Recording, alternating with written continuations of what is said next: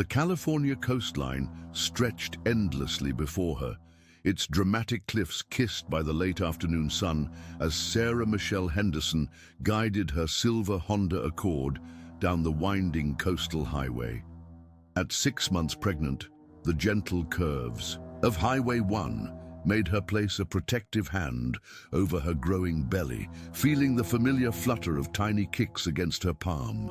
This was supposed to be their last adventure as a couple, a peaceful 4-day retreat in the charming coastal town of Mendocino before their lives would change forever. Sarah had spent weeks researching the perfect place for this special getaway, scrolling through hundreds of rental listings during her lunch breaks at the San Francisco marketing firm where she worked as a creative director. She wanted somewhere intimate yet safe, secluded yet accessible, where she and her husband Michael could reconnect before becoming parents. The pregnancy had been a beautiful surprise, but it had also brought unexpected challenges: morning sickness that lasted well into the second trimester, fatigue that made their usual weekend adventures impossible, and the gradual realization that their carefree life as a couple was about to change forever. When she discovered the Victorian cottage rental on the Airbnb platform, with its white picket fence, wraparound porch, and breathtaking ocean views, she knew she had found their sanctuary. The listing photos showed every detail she had been hoping for: a cozy reading nook with ocean views, a clawfoot bathtub perfect for relaxing sore muscles, and a kitchen where she could prepare the healthy meals her doctor recommended.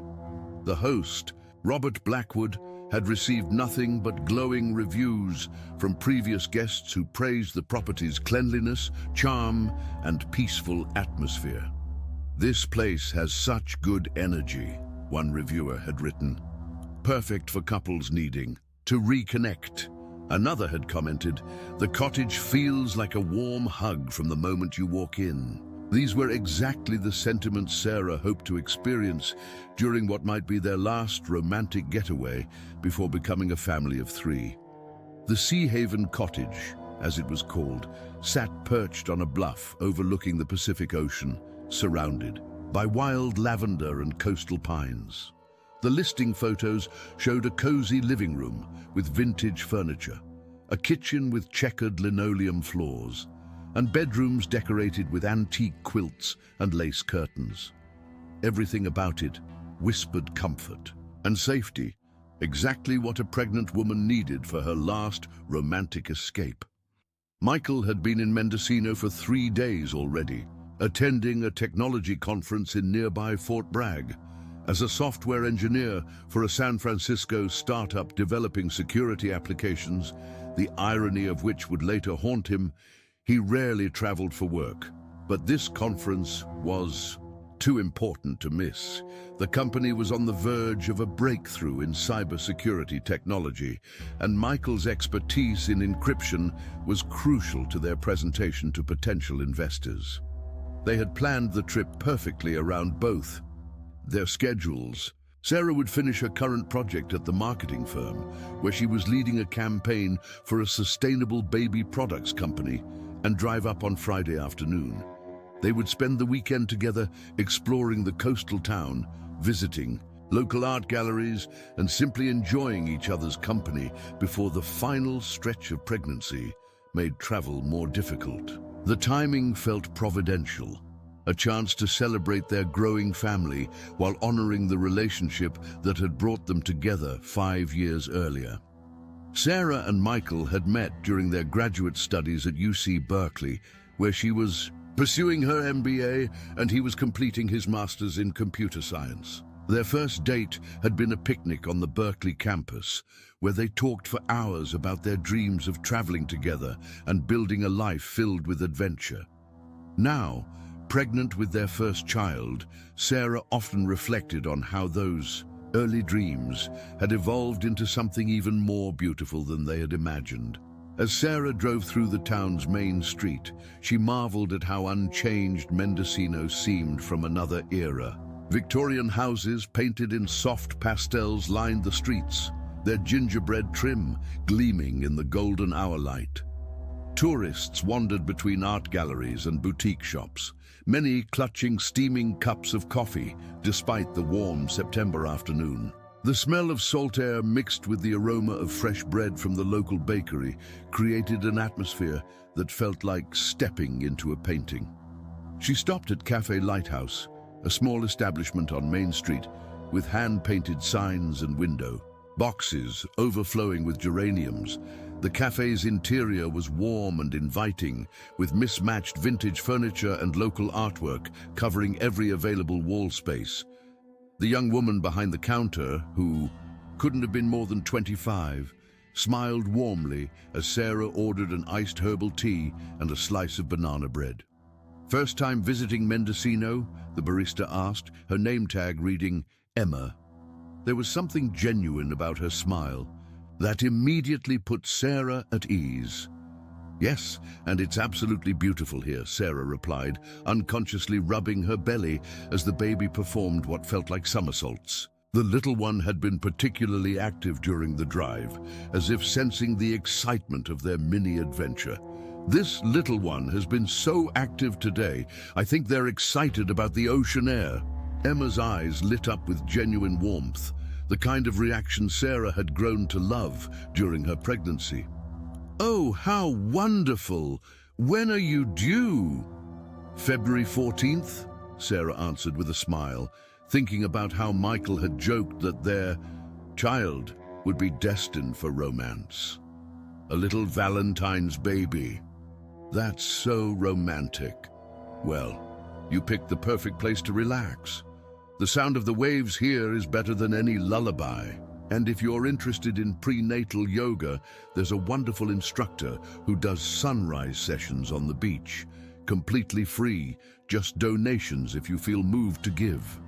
Emma wrote down the instructor's name and location on a napkin, along with recommendations for the best tide pools to explore, and a restaurant that specialized in fresh, organic cuisine, perfect for expectant mothers. The genuine care from a complete stranger touched Sarah deeply and reinforced her feeling that Mendocino was exactly where she needed to be.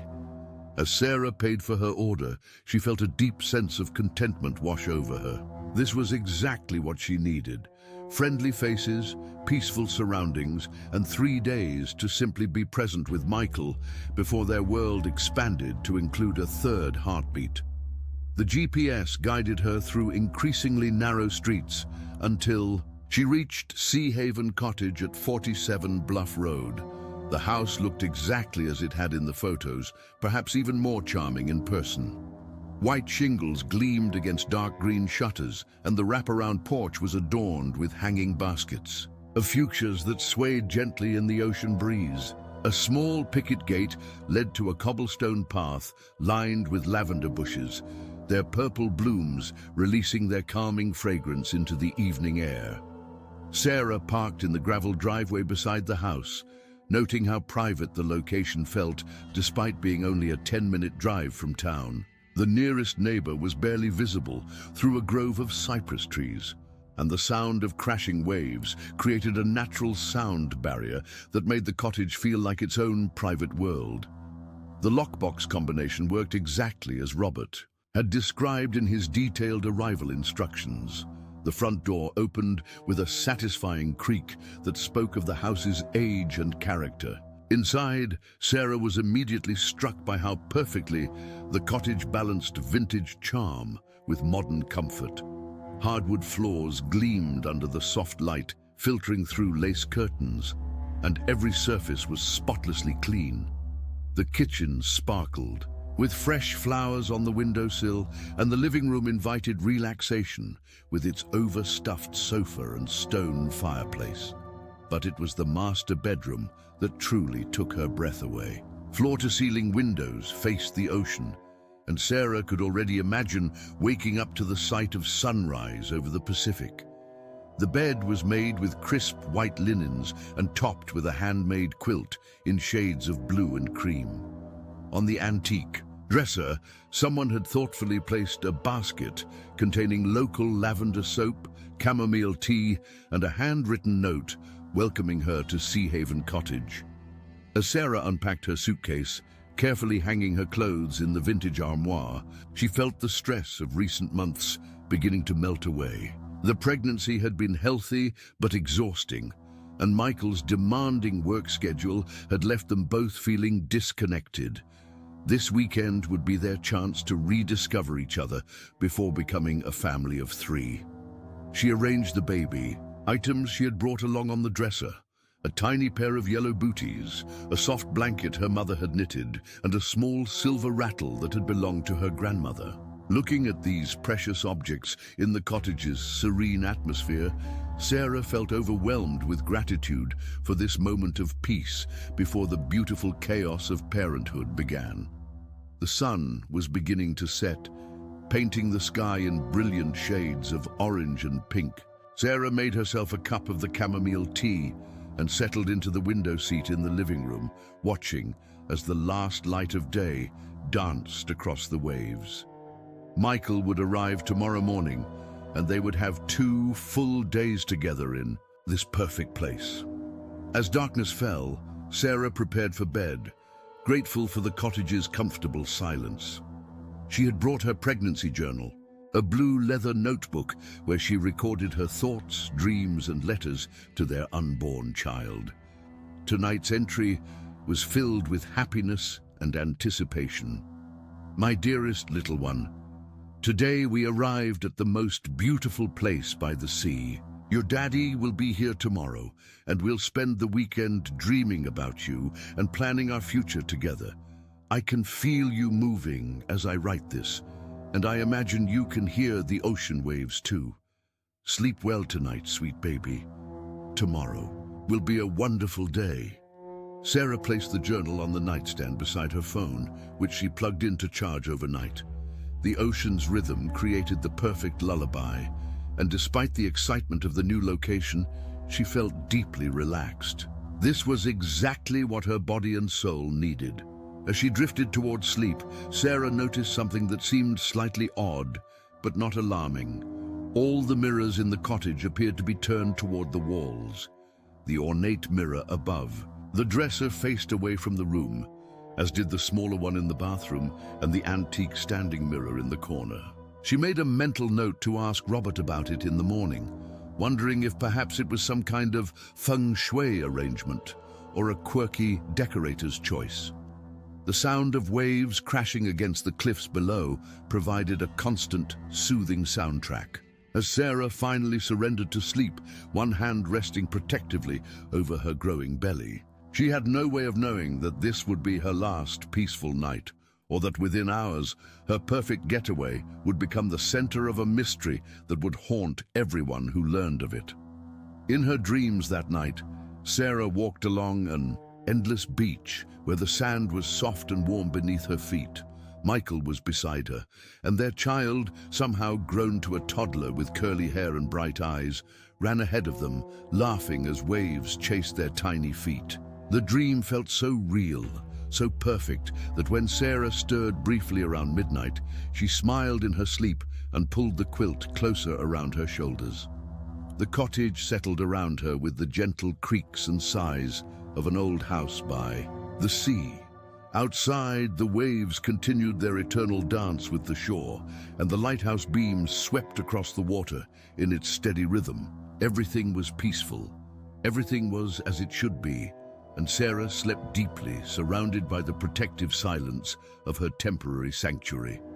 But silence, as she would soon learn, can be more terrifying than any sound when it arrives unexpectedly and without explanation. And protection, no matter how carefully arranged, is sometimes nothing more than an illusion waiting to shatter. The first sign that something was wrong came at 9:47 a.m. on Saturday morning, when Robert Blackwood's phone buzzed with an automated notification from his Airbnb app. Sarah Henderson, his current guest, had failed to respond to his standard check-in message, a friendly text he sent to all guests on their first morning to ensure everything was satisfactory with their stay.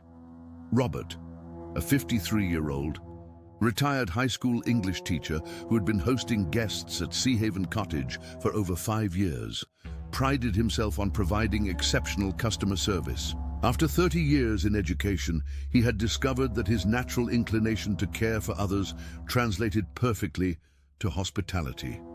His routine morning message was simple and caring. "Good morning. I hope you slept well at Sea Haven Cottage. Please let me know if you need anything at all to make your stay perfect. The tide pools are especially beautiful this morning if you're interested in exploring." Robert had purchased the cottage in 2018 as an investment property and a way to remain connected to his community after retirement. His late wife Margaret had fallen in love with the Victorian charmer during one of their anniversary weekends, and after her death from cancer 2 years later, Robert found comfort in sharing the cottage's beauty with visitors from around the world. Each guest brought new energy to the space that held so many precious memories of his 40-year marriage. The cottage had been Margaret's dream project.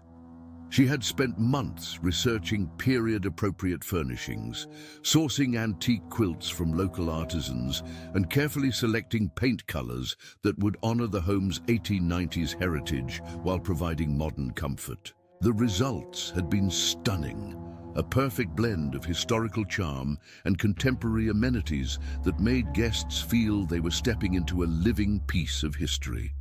When 2 hours passed without a response from Sarah, Robert felt a gentle nudge of concern that had nothing to do with business and everything to do with his natural inclination to care for others, particularly expectant mothers. During his teaching career, he had developed an intuitive sense about when students needed extra attention, and his hosting experience had sharpened that same instinct with guests. Most guests, particularly expectant mothers, were quick to reply to his messages, often sharing their excitement about the cottage and their plans for the day. Sarah had seemed especially communicative during their initial exchanges, asking thoughtful questions about local restaurants that offered healthy options and prenatal-friendly activities like gentle nature walks. By noon, Robert's concern had deepened into something approaching worry. He sent a follow-up message. "Hi, Sarah. Just wanted to make sure you're settling in well. I noticed you haven't responded to my morning message. No pressure at all, but wanted to be sure everything is okay with the cottage." Drew. The lack of response created an uncomfortable knot in Robert's stomach. In 5 years of hosting, he had developed an intuitive sense about his guests. Some preferred complete privacy and minimal contact, while others enjoyed frequent communication and local recommendations. Sarah had clearly fallen into the latter category during their pre-arrival conversations, expressing enthusiasm about exploring the area and gratitude for his detailed suggestions. When 3 p.m. arrived with still no word from Sarah, Robert made a decision that would prove to be crucial. He drove the 15 minutes from his home in nearby Little River to Sea Haven Cottage, telling himself he was simply being a conscientious host, checking on a pregnant guest who might need assistance. The sight that greeted him sent a chill through his body that had nothing to do with the ocean breeze. Sarah's silver Honda Accord sat exactly where she had parked it the evening before, but the cottage itself seemed to emanate an unnatural stillness. No lights were visible through the windows.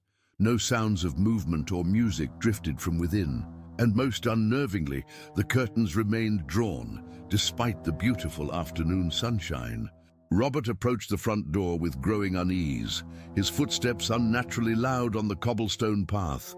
He knocked gently at first, calling out, "Sarah, it's Robert, your host. I just wanted to check that everything is all right." The silence that greeted him felt heavy and wrong. He knocked again, more firmly this time, his voice carrying a note of genuine concern. "Sarah, I'm going to come in to make sure you're okay. I have a key as the property owner." Using his master key, Robert opened the front door and immediately knew something was terribly wrong. The cottage felt abandoned, despite clear signs of recent occupancy. Sarah's purse sat on the kitchen counter, her car keys beside it. A half-eaten piece of banana bread remained on a plate next to the sink, as if she had been interrupted mid-meal. In the master bedroom, Robert discovered a scene that would be burned into his memory forever. Sarah's suitcase lay open on the luggage rack, her clothes neatly folded and arranged as if she were planning to stay for weeks. Baby items, tiny, yellow booties, a soft knitted blanket, a silver rattle were displayed lovingly on the antique dresser. A cell phone lay charging on the nightstand, the screen showing multiple missed calls from someone named Michael. But it was the mirrors that truly unsettled Robert.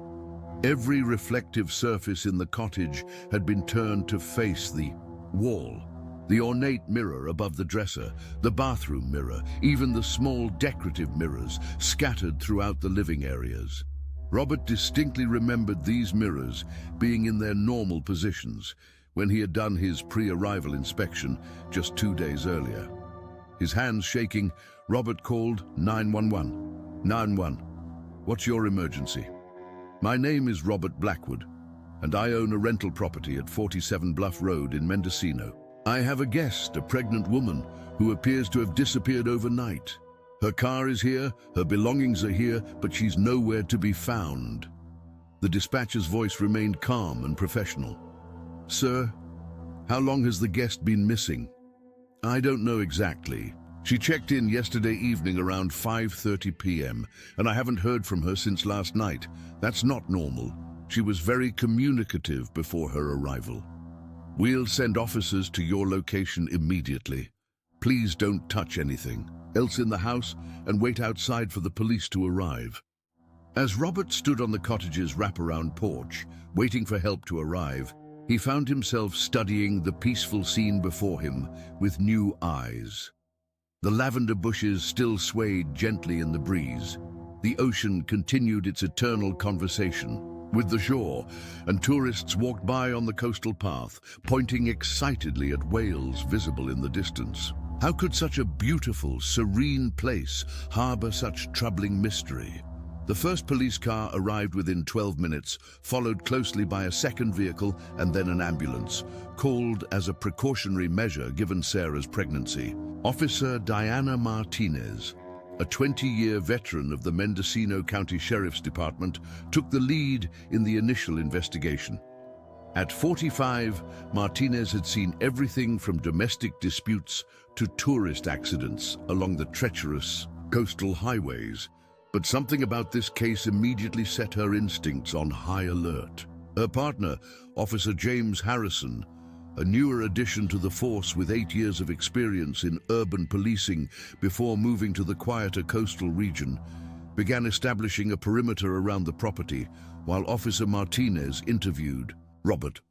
Martinez had joined the Sheriff's Department straight out of college, motivated by a desire to serve her community and influenced by her own family's experience as victims of crime when she was a teenager.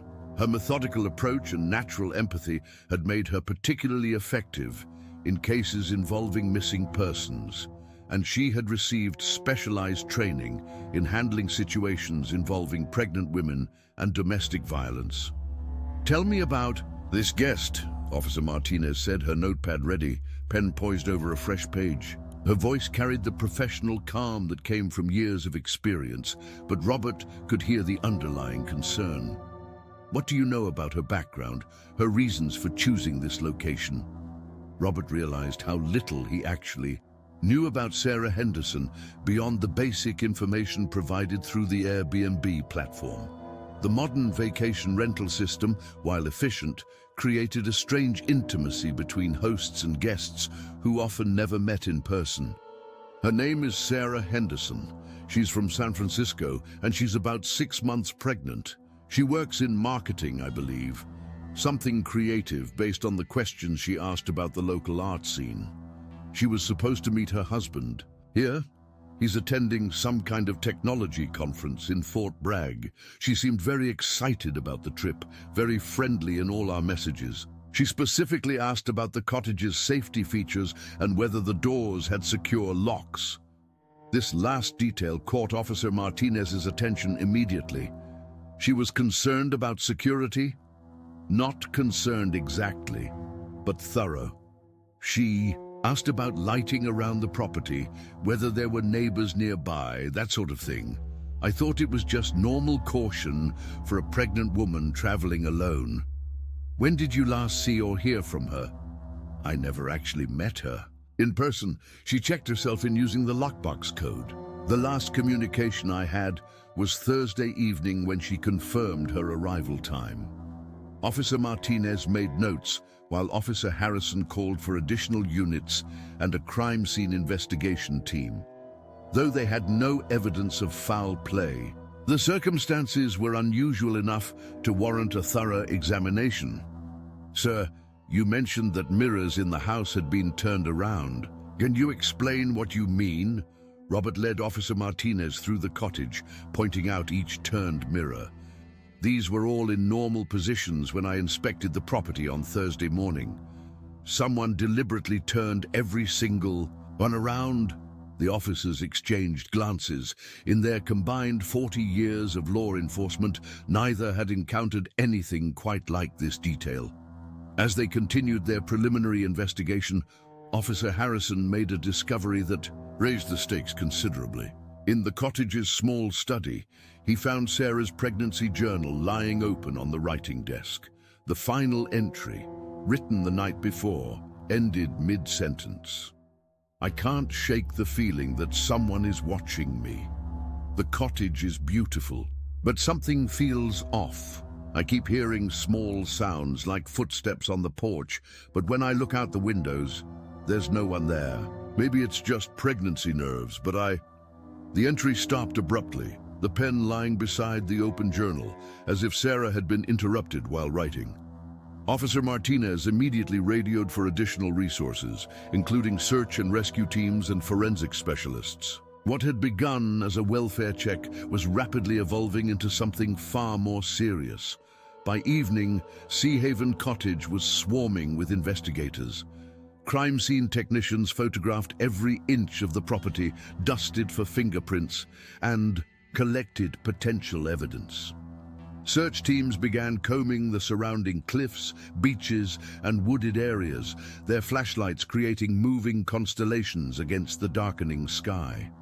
Michael Henderson arrived at 8:30 p.m., his face a mask of terror and disbelief. Robert watched from his patrol car as the young man, he couldn't have been more than 30, stumbled toward the cottage, calling his wife's name with increasing desperation. The sound of his voice cracking as he shouted, "Sarah! Sarah!" into the night air was one of the most heartbreaking things Robert had ever witnessed. Detective Lisa Campbell, who had been called in from the county seat, took charge of the investigation as it transitioned from a missing person case to something potentially more sinister. A 15-year veteran with experience in complex cases, Detective Campbell had learned to trust her instincts, and everything about this situation set off alarm bells in her mind. "The scene is too clean," she confided to Officer Martinez as they stood outside the cottage. "If someone left voluntarily, even in a panic, there would be signs of hasty packing or decision-making. If someone was taken against their will, there would be signs of struggle. This looks like someone simply vanished into thin air." The detail about the mirrors troubled Detective Campbell more than she cared to admit. In her experience, when someone took the time to manipulate the environment in such a specific way, it usually indicated either extreme psychological distress or the presence of someone who wanted to send a message. As the night wore on, the search expanded to include the entire coastal area surrounding Mendocino. Volunteers from the community joined law enforcement officers in checking every trail, every cove, every possible location where a pregnant woman might have wandered or been taken. The local Coast Guard was contacted to search the waters off the coast, though the high cliffs made accidental falls unlikely. Robert remained at the scene throughout the night, his guilt and worry creating a physical ache in his chest. How had this happened at his property? How had someone disappeared so completely from a place he had always considered safe and peaceful? As dawn broke on Sunday morning, The reality of the situation began to settle over everyone involved. Sarah Henderson had vanished without a trace, leaving behind no clues except for turned mirrors and an incomplete journal entry expressing fear and unease. The cottage that had promised to be a perfect sanctuary had become the center of a mystery that would challenge everything the investigators thought they knew about missing person cases. And somewhere a husband sat in a hotel room, staring at his phone and waiting for news that seemed less likely to come with each passing hour. The ocean continued its eternal rhythm, indifferent to human tragedy, while the cottage stood silent, keeping its secrets locked away behind those carefully turned mirrors. The discovery came on Tuesday morning, 3 days after Sarah Henderson's disappearance, when crime scene technician Amanda Foster made an observation that would transform the entire investigation.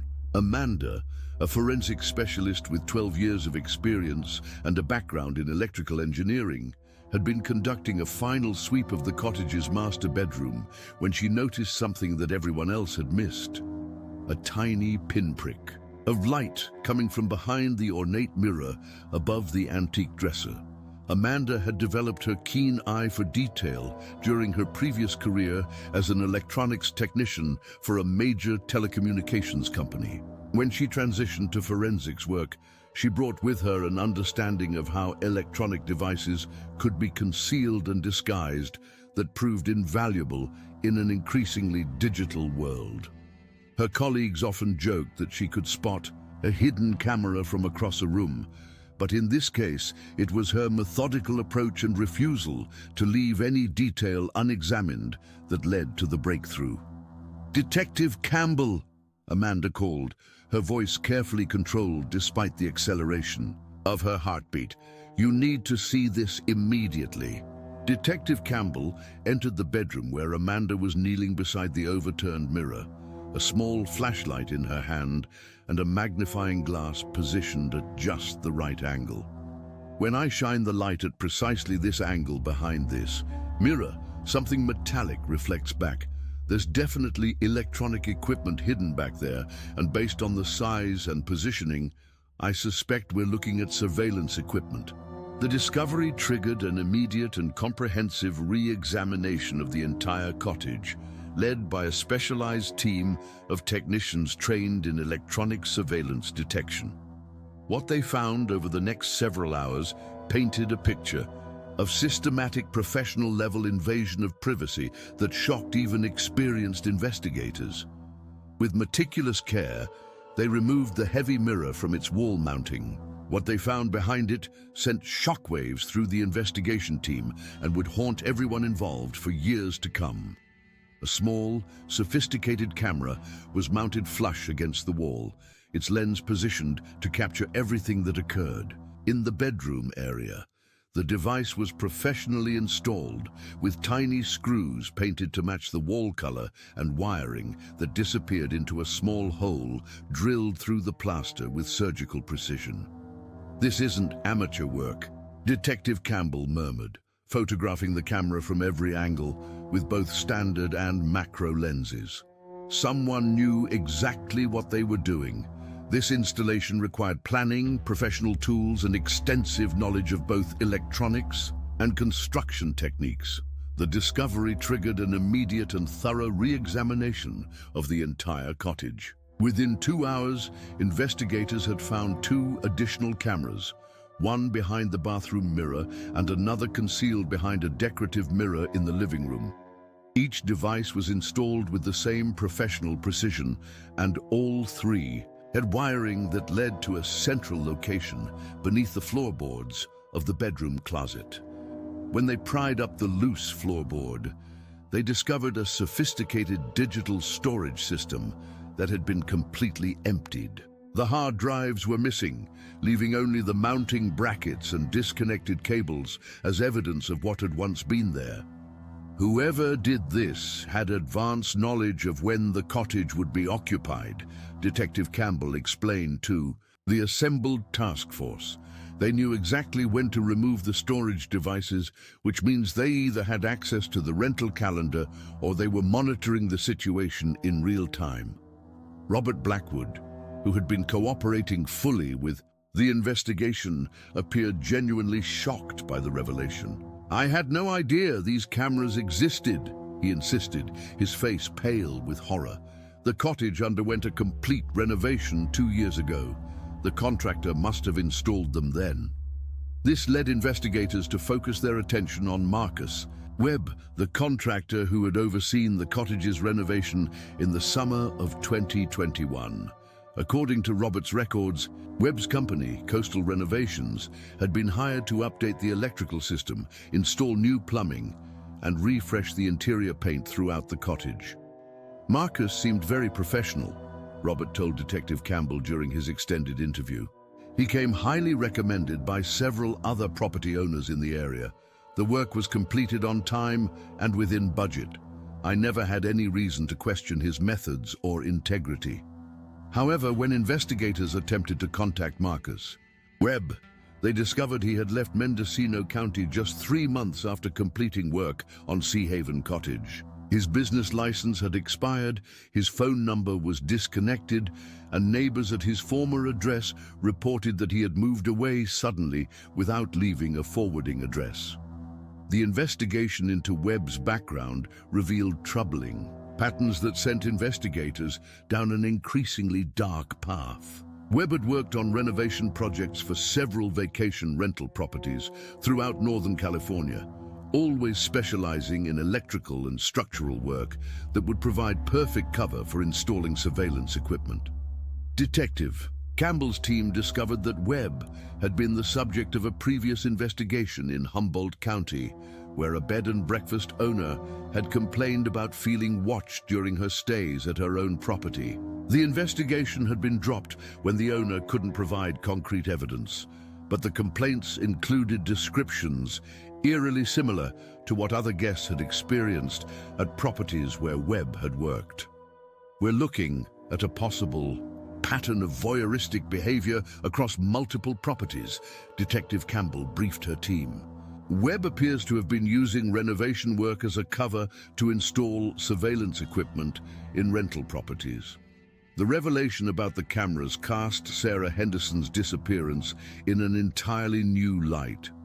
The turned mirrors, which had seemed like a bizarre detail, now appeared to be the actions of someone who had discovered they were being watched and had attempted to block the camera's view. Michael Henderson, who had been staying in a Fort Bragg hotel since Saturday night, was brought up to speed on the developments. The young software engineer, already devastated by his wife's disappearance, was further traumatized by the knowledge that Sarah's final hours had potentially been monitored by unknown individuals. "She knew," he whispered to Detective Campbell, his voice breaking. "In her journal entry, she wrote about feeling watched. She knew something was wrong, and I wasn't there to protect her." The investigation team worked around the clock to trace Webb's movements and identify other properties where he might have installed similar surveillance systems. What they discovered was a network of compromised rental properties spanning 3 counties, each one renovated by Webb's company between 2020 and 2022. Detective Campbell coordinated with law enforcement agencies in neighboring counties to conduct simultaneous searches of these properties. The operation, dubbed Mirror Image by the task force, resulted in the discovery of surveillance equipment in 6 additional vacation rentals. "We're dealing with someone who was running a systematic voyeuristic operation," Detective Campbell explained to the media during a carefully controlled press conference. "The scope of this activity suggests a level of planning and technical sophistication that goes far beyond opportunistic behavior." But even as the investigation expanded, the central question remained unanswered. What had happened to Sarah Henderson? The discovery of the surveillance system proved that her fears had been justified, but it didn't explain her complete disappearance. The breakthrough came from an unexpected source. Hans Müller, a German tourist who had been staying in a nearby cottage during the weekend of Sarah's disappearance, approached investigators on Thursday morning with information he had initially dismissed as unimportant. "I am very sorry I did not think to mention this before," Hans explained through a translator, his accent thick with emotion. "On Saturday night, very late, I heard 3 loud sounds. Bang, bang, bang, then nothing. I thought perhaps it was an animal or someone closing doors, but the sounds were very deliberate, very human." Detective Campbell leaned forward intently. "What time did you hear these sounds?" "It was approximately 3 a.m. I remember because I looked at my watch, thinking I should perhaps investigate, but then everything became quiet again." Hans's cottage was located approximately 200 yards from Sea Haven Cottage, separated by a grove of coastal pines. On a still night, sounds could easily carry between the two properties. The sounds came from the direction of the cottage where the lady was staying. Hans continued. 3 sounds, very quick, then silence. I listened for maybe 10 minutes, but heard nothing more. This new information suggested that something significant had occurred at Sea Haven Cottage around 3 a.m. on Saturday night, approximately 8 hours before. Robert Blackwood discovered Sarah's absence. Detective Campbell authorized a new search of the cottage and surrounding area, this time focusing specifically on evidence that might relate to the sounds Hans had described. The search teams paid particular attention to the cottage's interior walls, looking for any signs of impact that might correspond to the 3 loud sounds. Meanwhile, investigators working on the surveillance angle made another disturbing discovery. Analysis of the camera installation at Sea Haven Cottage revealed that the system had been operational for at least 18 months before Sarah's arrival. Property records showed that dozens of unsuspecting guests had potentially been monitored during their stays. "The violation of privacy is extensive," Detective Campbell acknowledged. "We're working with the District Attorney's Office to notify all previous guests and determine the full scope of this surveillance operation." The investigation also revealed that Marcus Webb had used multiple aliases during his renovation work, making it difficult to track his true identity and current whereabouts. Financial records suggested he had been selling the recorded footage through encrypted online networks, turning his voyeuristic activities into a profitable enterprise. As the investigation entered its 2nd week, the cottage itself became a focal point for both official investigators and amateur sleuths drawn by the increasingly bizarre details of the case. The Mendocino County Sheriff's Department was forced to post round-the-clock security to prevent contamination of the scene and protect the property from curiosity seekers. Robert Blackwood, meanwhile, struggled with the knowledge that his cottage had been used for such invasive purposes. "I trusted Marcus Webb completely," he told local reporters. "He seemed like such a professional, ethical person. To learn that he was violating my guests' privacy in such a horrible way, I feel responsible for what happened to Sarah." The cottage was removed from all rental platforms indefinitely while the investigation continued. The Victorian sanctuary that had promised Sarah Henderson peace and privacy had become the center of a complex investigation involving voyeurism, digital surveillance, and a disappearance that grew more mysterious with each passing day.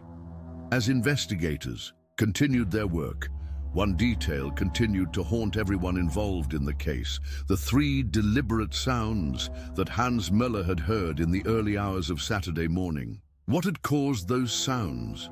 Were they connected to Sarah's disappearance? And most importantly, did they represent the moment when a peaceful getaway turned into something far more sinister? The answers to these questions remained hidden somewhere in the cottage's carefully guarded secrets, waiting to be discovered by investigators who refused to give up on finding the truth about what had happened to Sarah Henderson and the child she was carrying. The revelation that would finally unlock the mystery came from Maria Santos, a local cleaning service worker who had maintained Seahaven Cottage for Robert Blackwood for over 3 years. Maria had been scheduled to testify as a routine witness, but her statement on Friday morning would prove to be the key that investigators had been desperately seeking. "I always do the deep cleaning on Thursday before new guests arrive," Maria explained to Detective Campbell, her hands nervously twisting a tissue. "For Mrs. Henderson's visit, I cleaned the cottage on Thursday morning just like always." Detective Campbell nodded, making notes. "Tell me about the mirrors, Maria. Do you remember their positions when you cleaned?" "Say yes, all the mirrors were normal. I cleaned them very carefully. They were all facing out, reflecting the rooms properly. This I remember because the bedroom mirror is so beautiful, antique, and I always make sure it sparkles." This confirmation aligned with what Robert had told investigators, but Maria wasn't finished. She took a shaky breath before continuing. "There is something else. After Mrs. Henderson disappeared, I keep thinking about Thursday morning. When I was cleaning the bedroom closet, I heard someone walking around upstairs, but the cottage is only 1 floor. Detective Campbell felt her pulse quicken. "You heard footsteps above you while you were in the bedroom closet?"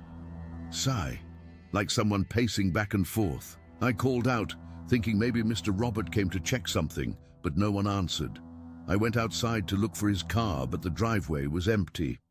Maria's revelation prompted an immediate re-examination of the cottage's structure.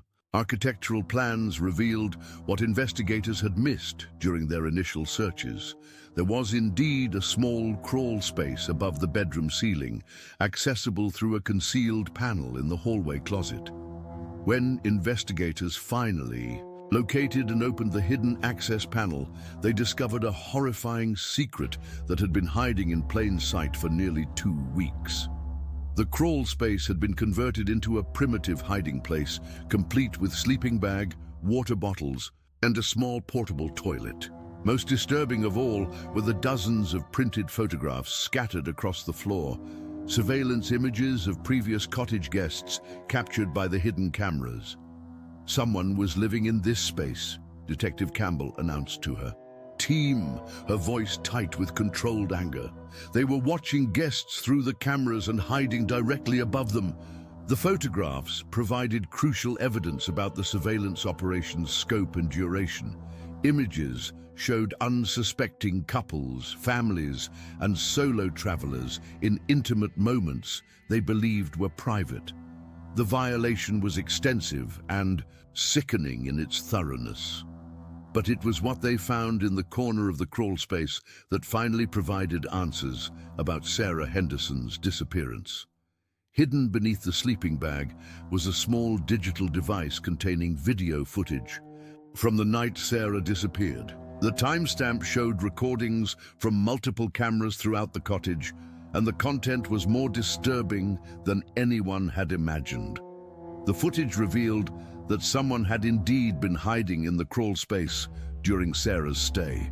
The videos showed a figure moving through the cottage during the night, approaching Sarah's bedroom while she slept.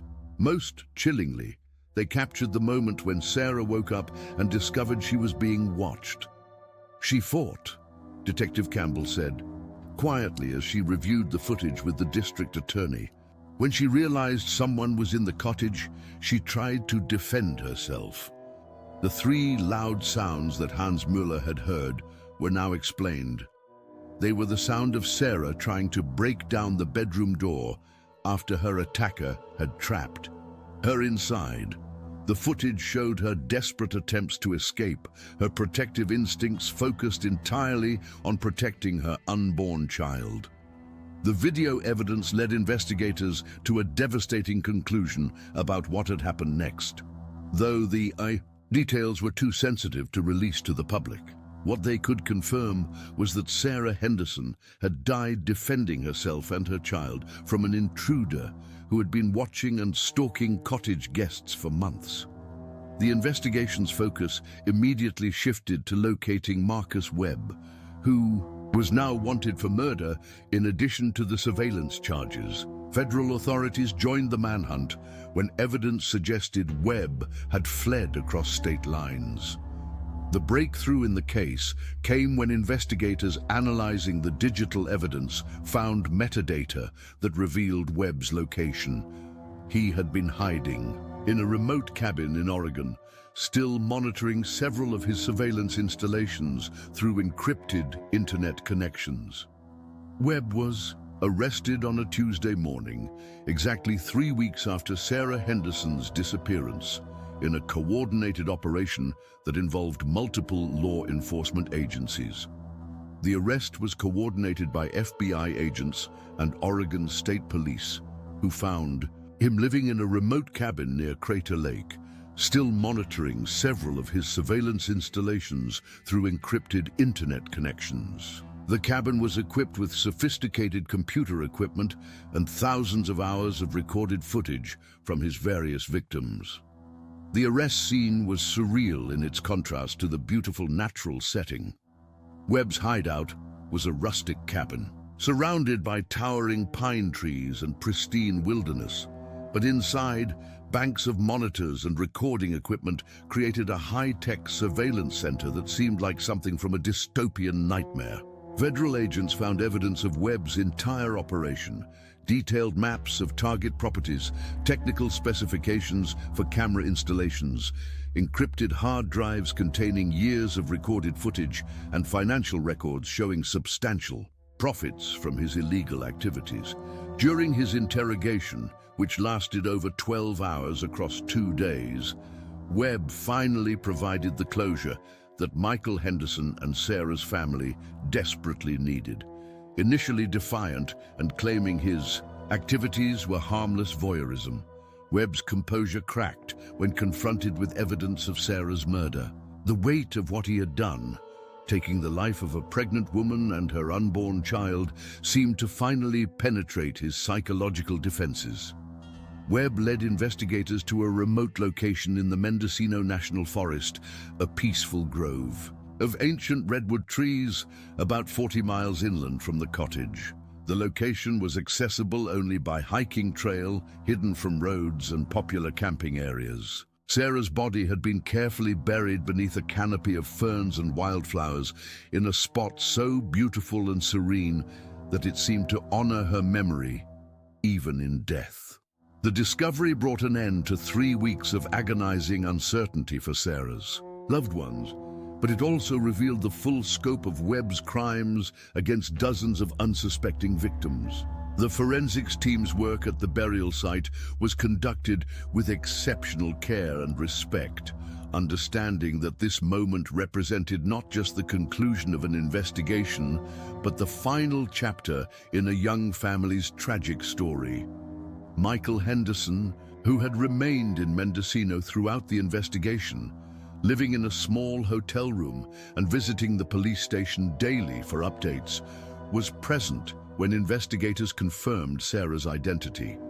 The moment was captured in the gentle silence of the redwood grove, where sunlight filtered through ancient branches and the air carried the scent of earth and growing things.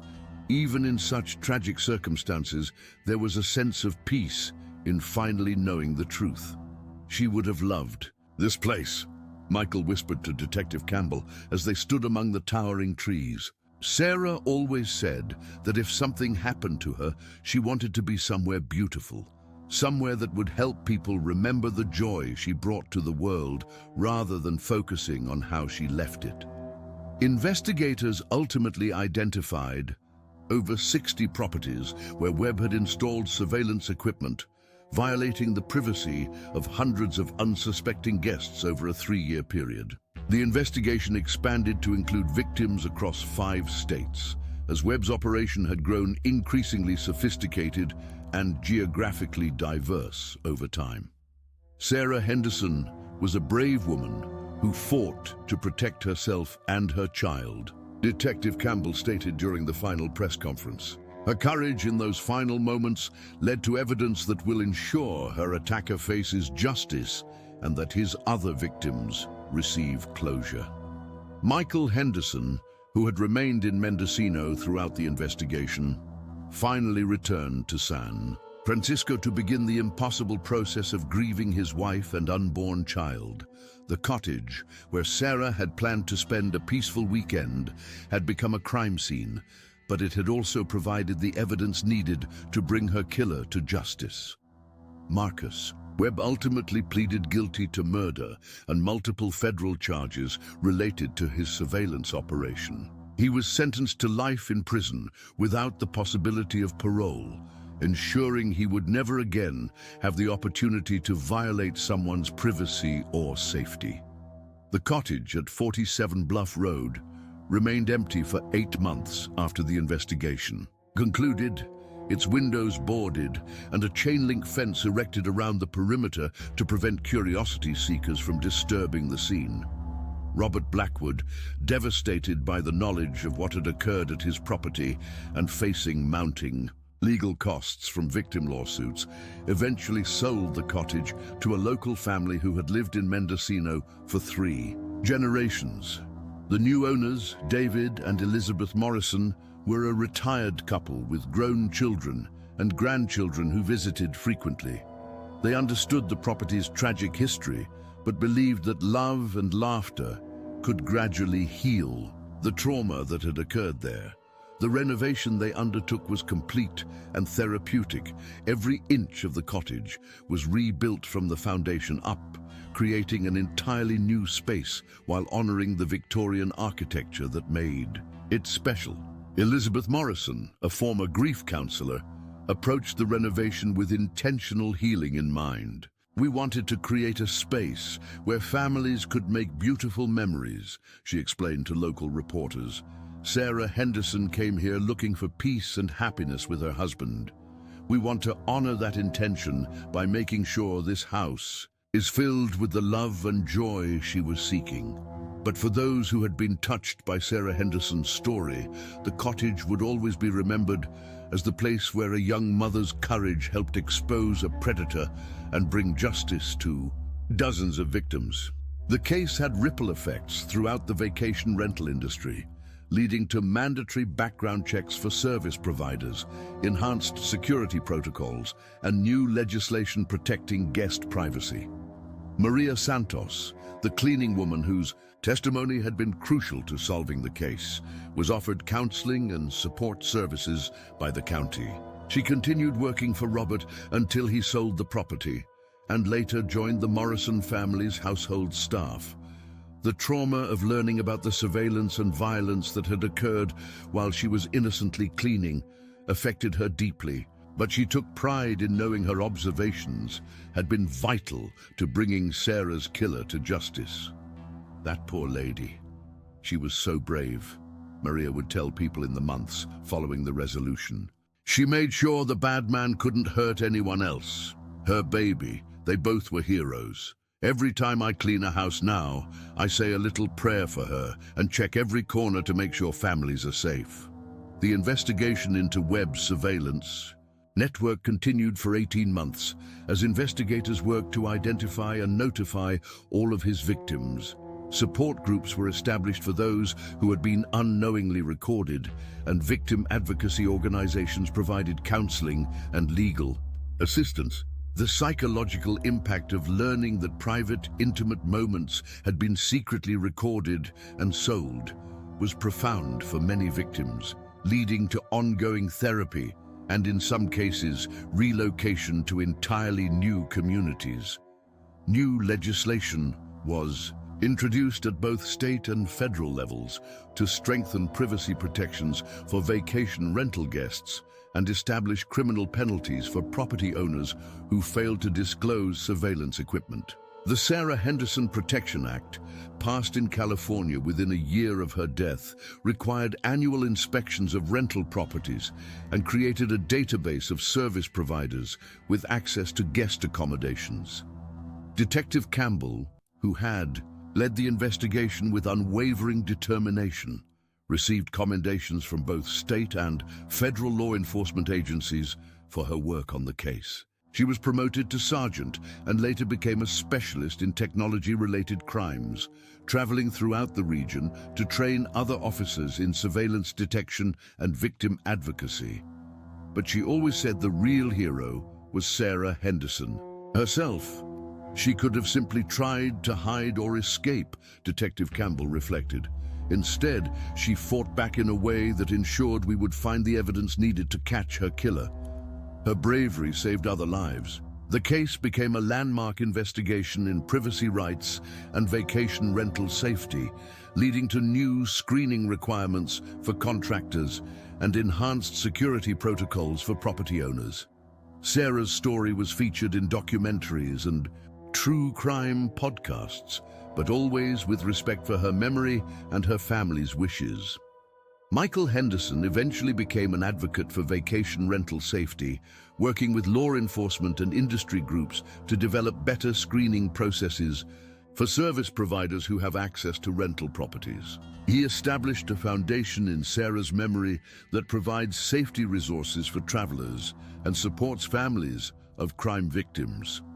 Sarah believed that everyone deserved to feel safe when they traveled, Michael said during a memorial service, held on what would have been their child's first birthday.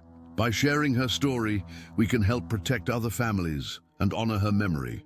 The mirrors at Sea Haven Cottage had been turned to hide cameras, but in the end, they couldn't hide the truth. Sarah Henderson's courage in her final moments had ensured that justice would be served and that her story would help protect others from suffering the same fate. Years later, visitors to Mendocino still sometimes ask about the cottage on Bluff Road, drawn by the story they've heard or read about. The current owners, a retired couple with grandchildren, have created a peaceful family home where laughter and love have replaced the shadows of the past. But those who remember Sarah Henderson know that her legacy lives on, not in the tragic circumstances of her death, but in the courage she showed and the lives that were saved because of her bravery. She had come to Mendocino seeking a peaceful retreat, and instead became a guardian angel for countless other travelers who would never know how close they had come to danger. The ocean waves still crash against the cliffs below the cottage, eternal and unchanging. But the story they whisper now is one of justice served and a young mother's love that transcended even death itself. If this story has moved you, if you've felt the weight of Sarah's courage and the importance of standing up for those who can't protect themselves, then you understand why these stories matter. Every person who disappears, every family left waiting for answers, deserves to have their story told with dignity and truth. Share this story with someone you love. Let them know that even in our darkest moments, human courage can shine through and create meaning from tragedy. Hit that subscribe button to join our community of people who believe that every victim deserves justice and every story deserves to be told with respect and truth. Leave a comment below, sharing your thoughts about Sarah's bravery or how this story has affected you. Your voice matters, and together we can honor the memory of those we've lost while working to protect those who remain. Because in the end, we're all just trying to find our way safely home.